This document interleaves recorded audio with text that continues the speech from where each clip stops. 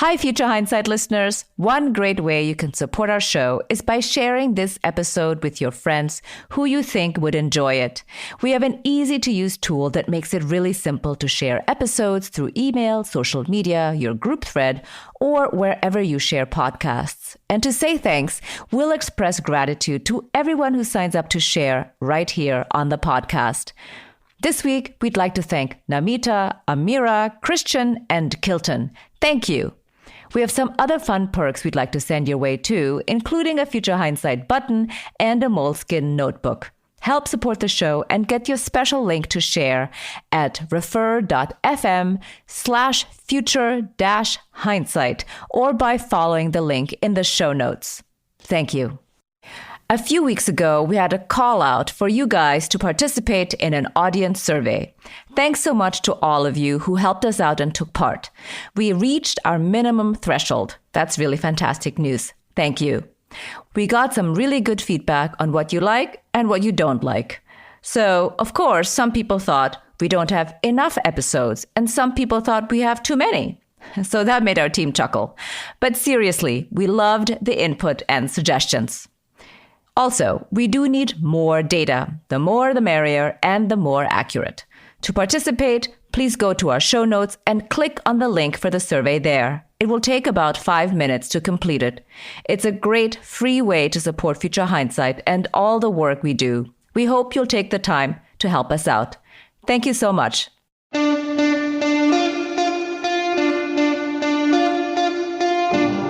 Welcome to Future Hindsight. I'm your host, Mila Atmos. Each week I speak with citizen changemakers who spark civic engagement in our society. Our guest today is Frank Gilliam. He's the Chancellor of UNC Greensboro and has spent more than 30 years in higher education, including as Dean of the UCLA Luskin School of Public Affairs and Professor of Public Policy and Political Science. We've talked about how discrimination and bias negatively affect communities of color, and we've also discussed how white supremacy warps our morality. But we haven't yet talked about what we lose as a society on a practical level when we exclude the people who are not in the dominant group. I think it's important for us to see more clearly how racism harms our broader society and prevents prosperity for everyone. Once the leadership collectively opens up their societal aperture, by that I mean they're willing to look for candidates in places where people don't look like them, it provides value to the organization. This is the thing, we're not doing this just because we want people of color and women, just because. We want the best people, so therefore we don't want you to exclude people of color and women. We talk about the power of striving for excellence in all of our students, increasing diversity on campus, especially in leadership positions, and why inclusion breeds excellence. Let's listen in. Thank you for joining us. Thank you, Mila, for having me. Appreciate it. So you are a real role model at this time, and you have such a clear vision about how our society can hang together better. And since you're the Chancellor of UNC Greensboro, I thought I would talk primarily about education. What are the ways in which racism is systemic, structural, that is not readily apparent to somebody who is white? Who doesn't have this experience? Well, I think it's in the same ways that it's not clear to people in society, broadly, white people. This plays out in all kinds of meaningful ways. It plays out on who departments hire, who they tenure.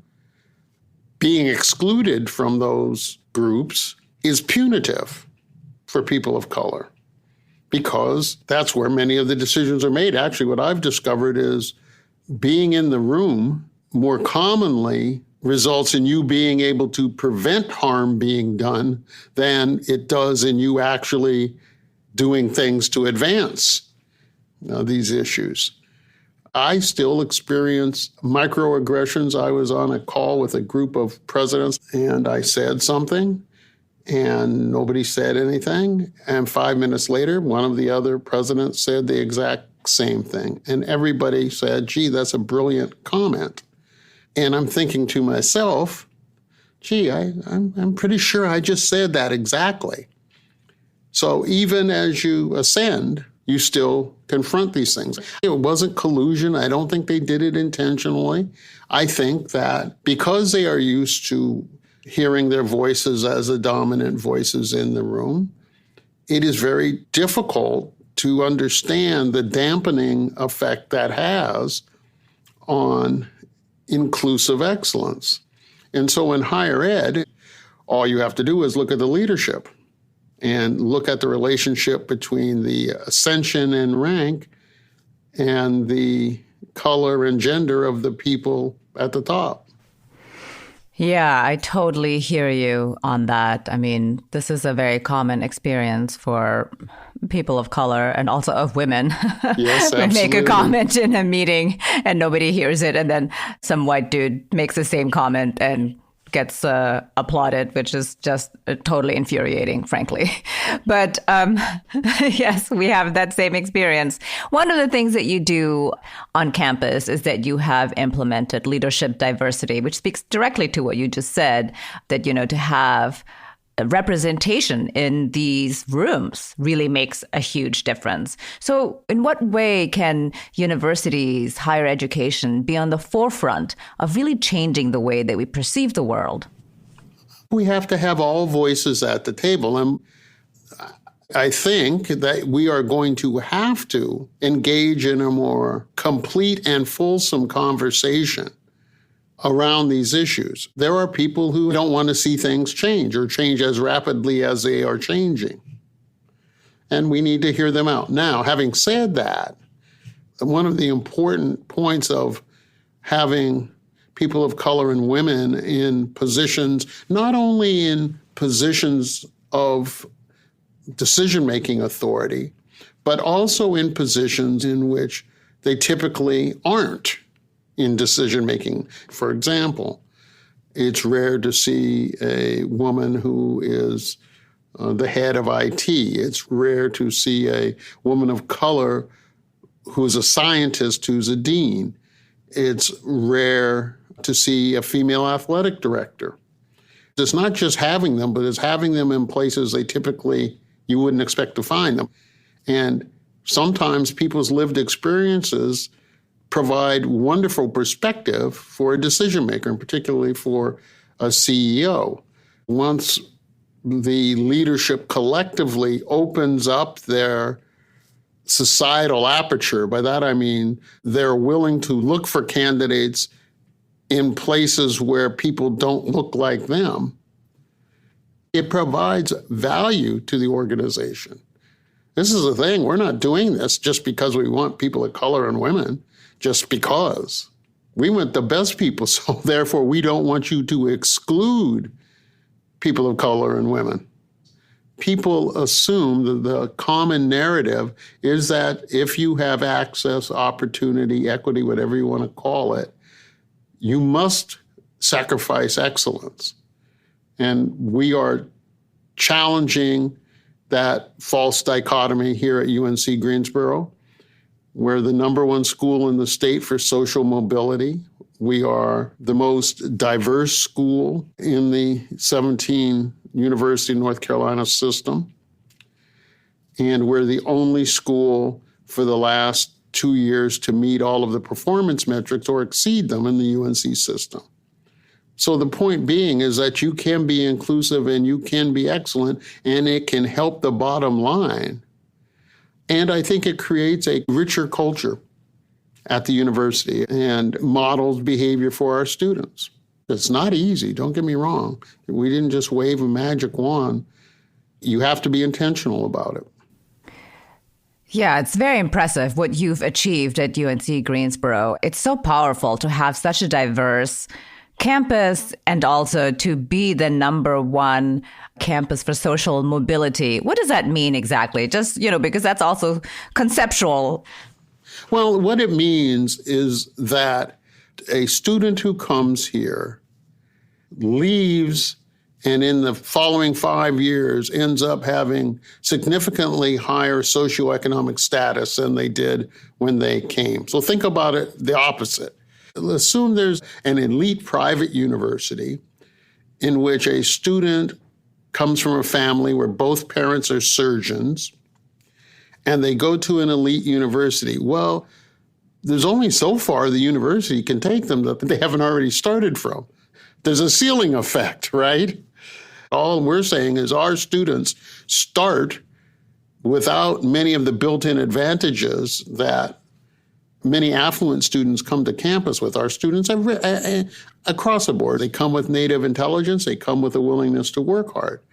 And what we do is try to replicate those built-in advantages that more affluent students come, and then put them on career paths that are going to give them a leg up in the marketplace. So we train nurses and school principals and small business owners.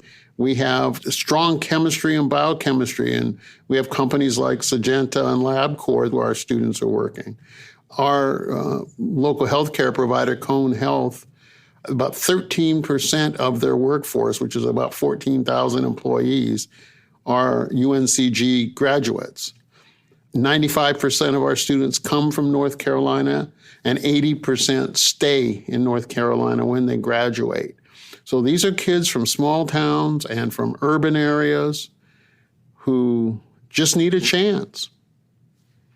And our job is to provide them with the tools that will improve their life chances over the course of their lifetime.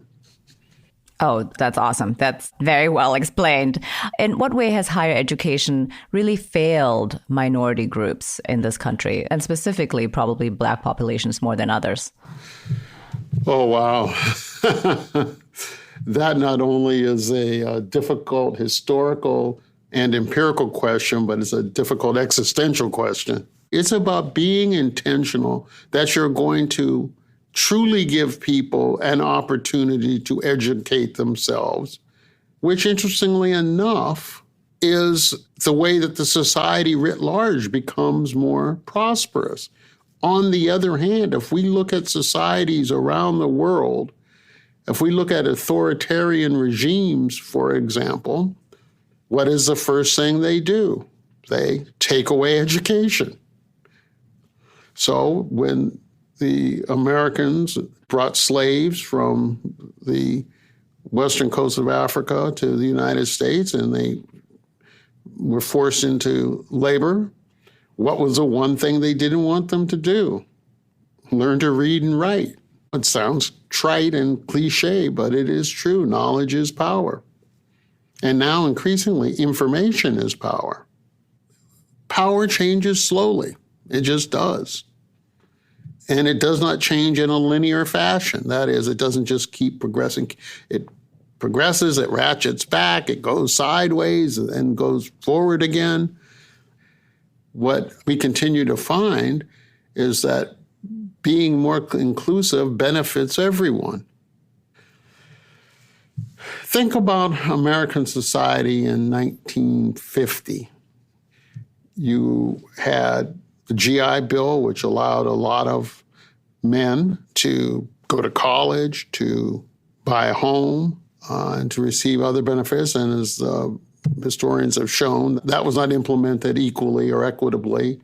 Black soldiers did not receive the benefits at near the rate white soldiers did. But let's start there. So now you've got this society, you've got this growing middle class, you've got these jobs. Now think about who is being denied access to this prosperity. Women were excluded from the workforce. African Americans and other people of color were subjugated to menial roles in the workforce. So think about a society in which you don't allow talented women, talented people of color to participate fully and contribute to the society. Dr. Fauci told the world that the vaccine was developed by an African American woman. Now think if she wasn't allowed to be a scientist. We are all going to benefit from that discovery on her part. 50 years ago, she wouldn't have been allowed to be in the lab. I don't know where she trained. She's at NIH, but she got a PhD somewhere, and somebody gave her access to education. And everybody's going to benefit. Yes, that's interesting. Also, in Germany, the two BioNTech scientists who developed the vaccine for Pfizer, they're Turkish immigrants to Germany, right? So they also had that same opportunity, and they wouldn't have been in these rooms for the same reason. It's not just that they wouldn't have been in the room. They wouldn't have been able to offer to society a wonderful benefit. When you get the vaccine, you're not going to ask, well, what was the color of the person who invented this vaccine? Right, you're not. You're just going to take the vaccine. I mean, I'm waiting. I hope I get the vaccine soon. Right, and even people who oppose this kind of inclusiveness, they're going to take the vaccine. They're not going to ask what color the scientist was who discovered this. The theme of what I'm saying, Mila, is that the denial of opportunity not only harms the individual, not only harms the groups that are denied, but harms the broader society and prevents prosperity for everyone. I just am so struck on this vaccine discovery. This is about excellence. This woman's brilliance is going to save hundreds of thousands of lives, maybe millions. That's a contribution, I think. Yes, 100%. Hi, everyone. If you love Future Hindsight, I know you'll love the Civics Club, our Patreon subscription, which gives you early episode drops, ad-free episodes, transcripts, and more. For just $1.99 a month, you can support our indie podcast and be a part of the Future Hindsight community. Head over to patreon.com/Future Hindsight to sign up. See you there. I think a part of it is that for so long, if you had a quote unquote affirmative action hire, right, you would just find a random person who was not qualified. And then it would become this sort of, self-fulfilling prophecy that they were unqualified people. I think this goes back to the problem we discussed earlier in higher ed. If you do not know where to look, you will not find the best people. But part of the problem in higher ed is knowing where to look. And if your circle is closed, if your network is closed, if who you know is more homogenous than less, then your pool is going to be less rich. And so you hire who you can hire. And most affirmative action hires, particularly those that were hired into white institutions, and I say this now in higher ed, tended to not be so-called diversity hires, but tended to be people who were qualified, past qualified, because they had to be able to get there and even get in the game against all odds, right? And by the way, I think that happens with immigration. It takes a lot to say, I'm going to leave my life, leave my country, leave everything I know, and go to another place and try to make it. You're getting the most motivated people. So when affirmative action started, the best people were there when the openings started to arise. And I think in the academy, much of that's been borne out. People who came in the 70s and 80s were excellent. Their networks continue to grow, and they're continuing to populate universities and faculty and administrators. Yeah, there's so much opportunity here. In your mind, with both this new resurgent movement for equity, for Black lives, but also for all people of color, and COVID, what are the opportunities in higher education to seize on this moment? Well, that's a good question, but it probably has less to do with our general topic and more to do with the way the institution works. So, for example, our COVID response, something, by the way, chancellors and presidents aren't particularly trained to do, is how do you lead during a public health crisis? Right, you didn't take that class? I did not take that class at Chancellor's School. They didn't teach us that. It's like a sci-fi movie, right? That there's a dangerous virus out there and is eating everyone up, and please, President, solve it. But what we learned, interestingly, is that it required us to have cross-functional groups in the university. As you know, most universities suffer from being siloed. And so we created a series of cross-functional groups, and people found out that it wasn't so bad working with people in other units. And I think we will continue that practice even after the pandemic has passed. Secondly, I think we learned a lot about information technology and what its benefits are, but also what its challenges are. You know, I think the common narrative is, oh, the students will learn remotely, put them up in your spare bedroom, and they can sit nice and quietly and do their work. But in many families, they're not sitting in the spare bedroom. They're in a household with all kinds of people. They have to take care of their siblings in many cases. They don't have a quiet place to study. They don't have good access or any access to broadband. The challenges that remote learning presents, and particularly presents for groups that do not have the resources to take advantage of high-speed broadband, quiet place to study, and no other responsibilities. We found that our students, many of them, want to be on campus. Interestingly enough, it's a challenge for our employees here at UNCG. In particular, it's a challenge for many women who feel extraordinarily pressured by trying to do the things they think best serve their family and also trying to do their work. So we've tried to be as flexible as we can be with our workforce. Our students were on campus. We had 70% occupancy in the residence halls. We normally have 99% residency. So, you know, some students just didn't want to live in the dormitories. I think people have been surprised generally that we made it through the semester. We had no positive transmission in the classroom. The students followed the community guidelines, and we were able to get through. But COVID's presented challenges. And by the way, COVID has presented challenges to students of color who do not have means. Many of their parents have been laid off. They have to do things to support the family. And it certainly provides a barrier for their educational process. It's been hard on everyone. One thing I wanted to say, it's observational, but I think it's interesting, particularly for the students and for our campus culture. We're not an HBCU. We have about a 23% African-American undergraduate population. But what I've come to believe is that there's a threshold effect. When I was a student, you're in class, you're the only one, or you're one of two Black students in the class. When I walked out of class and walked out of the building, I still didn't see anybody who looked like me. Our students will see people who look like them. And I think that there is psychic benefit to that.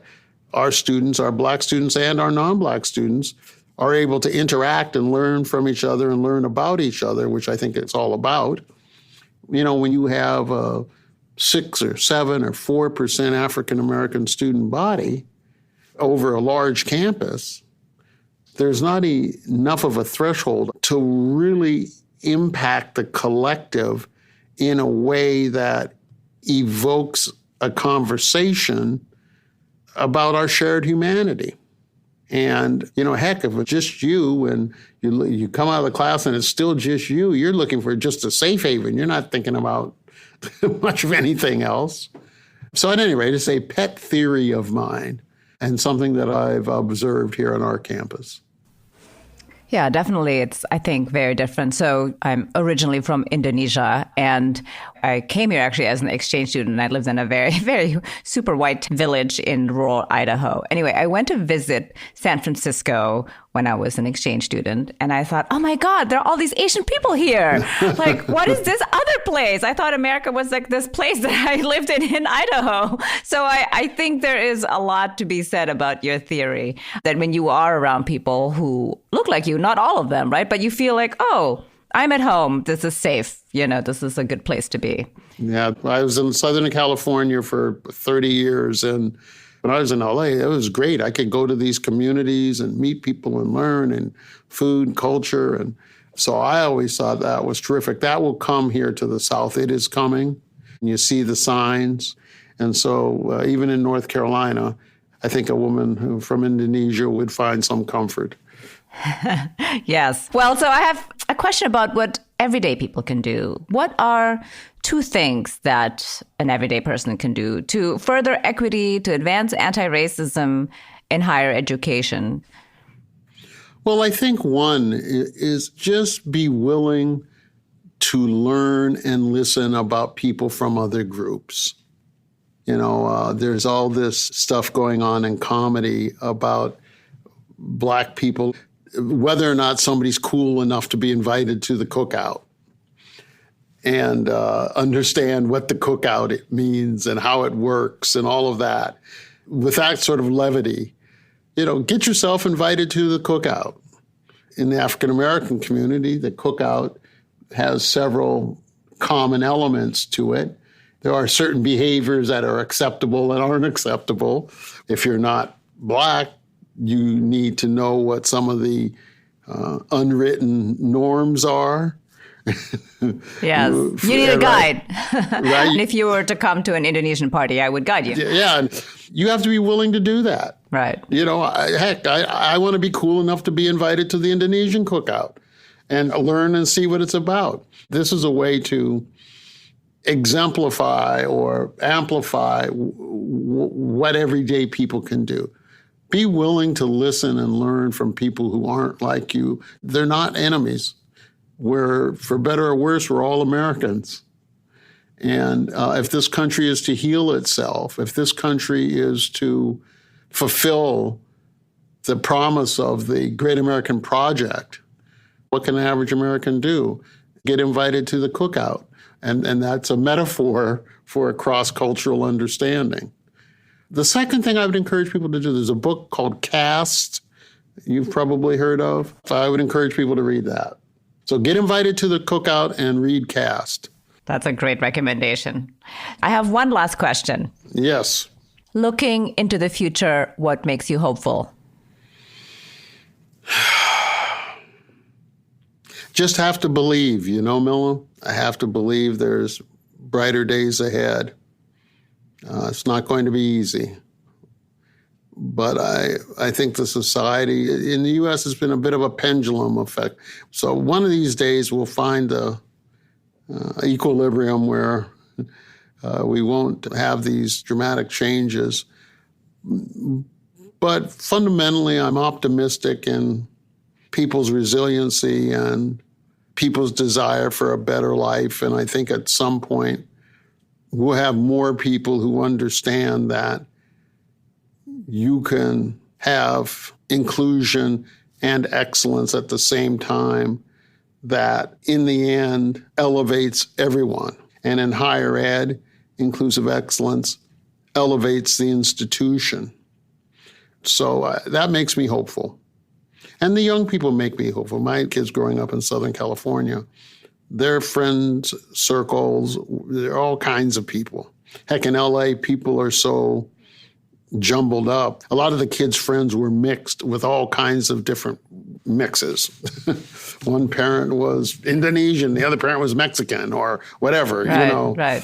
One, I think race and ethnicity, the borders have been crossed much more easily between young people. Two, I think that they are much more acutely aware to gender identity. They're just all in these groups together, and it doesn't seem to matter as much. So you hope they can live that out throughout their lives. So that makes me hopeful.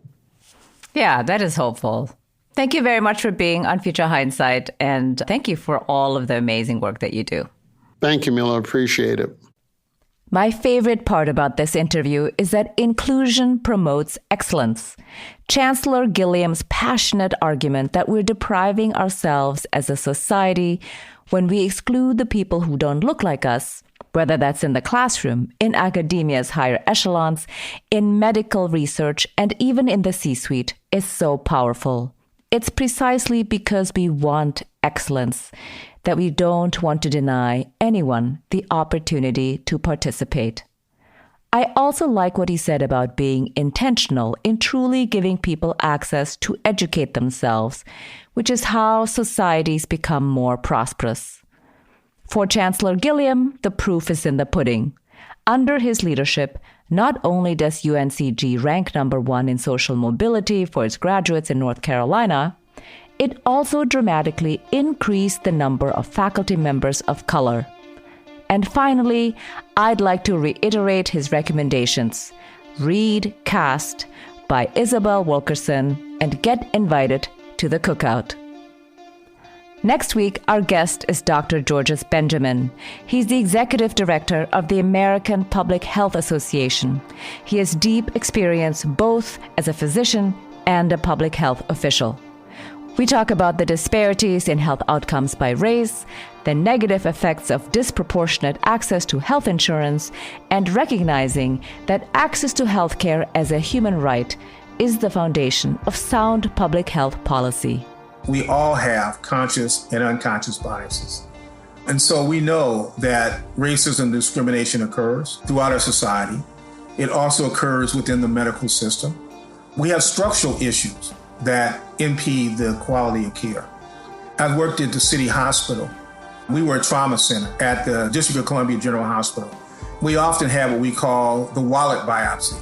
So a person would go to one of the private hospitals in town, and they would come in with a traumatic condition, and it would quote unquote stabilize them. And because they didn't have insurance, then they would transfer them to the city hospital. And of course, disproportionately, these are people of color. Until next time, stay engaged. I'm Mila Atmos. Thank you for continuing to listen to Future Hindsight. Our executive producer is Mila Atmos. The audio producer is Peter Fedak. And our associate producers are Miriam Zumbul and Brooke Sion. Be sure to listen to us on Apple Podcasts, futurehindsight.com, or wherever you enjoy podcasts every week.